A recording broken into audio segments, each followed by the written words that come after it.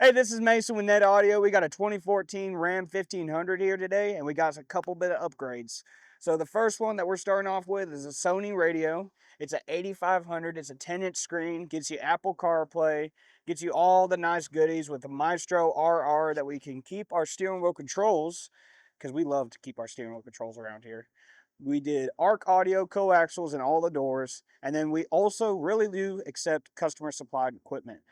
We got a little 10-inch back there with 600 watts, and it gives it a good little thump. So this one is our 2002 up crew cab amp rack that we make for all our Rams. We love these amp racks because they're nice and upgradable.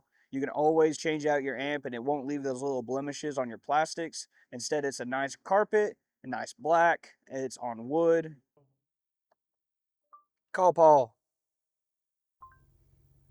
All right, calling Paul Morgan. We'll check you out later.